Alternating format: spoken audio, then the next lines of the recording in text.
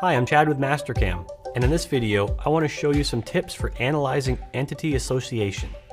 A Mastercam entity becomes associative the moment another entity, plane, or toolpath references it.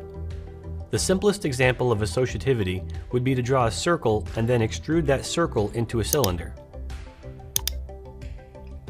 If you attempt to then delete the wireframe circle, Mastercam will warn you that you are attempting to delete a referenced entity. If you were to delete that referenced entity, the solid cylinder would no longer be a valid solid since you have deleted the geometry that it is based on. When dealing with very large part files with lots of geometry, planes, and toolpaths, associativity can be very complex to manage. Luckily, there is new functionality inside of Mastercam 2020 that makes this much easier and more transparent. If I draw a circle and extrude it into a cylinder in Mastercam 2020, when I go to delete the circle, I'm still presented with the same referenced entity dialog, but there is a new control in the dialog that will allow me to see the associations.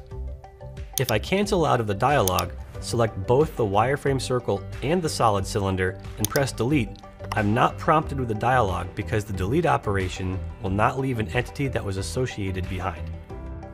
This new functionality can be extremely helpful when organizing large or complex files. Let's look at another example. In this file, I have a series of dynamic OptiRough operations.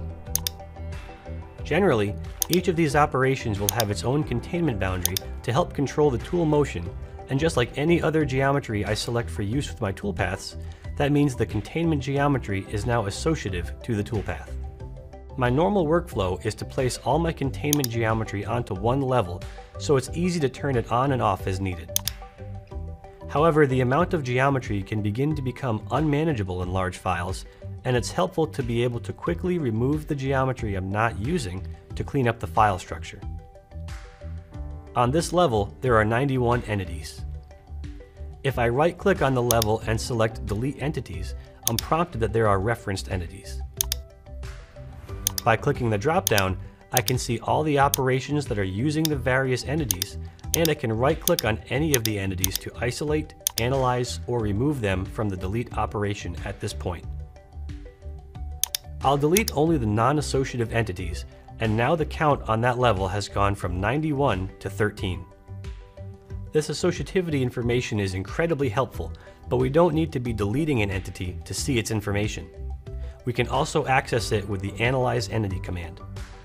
I can launch Analyze Entity from the Home tab, or I can simply click on the entity and press F4. If the entity is associative to anything in the part file, the Associativity button will be available in the dialog. By clicking it, I can quickly see what geometry, planes, or toolpaths are associated with it. In this example, I can see that this piece of geometry is being used by operations 12 and 13. In previous versions of Mastercam, I would have to enable the Only Display Associated Geometry options and toggle through the toolpaths until I found the correct one. Using associativity is a great way to keep your part files organized and free of clutter, or just to quickly locate toolpaths, planes, or geometry based on their association to something else in the file.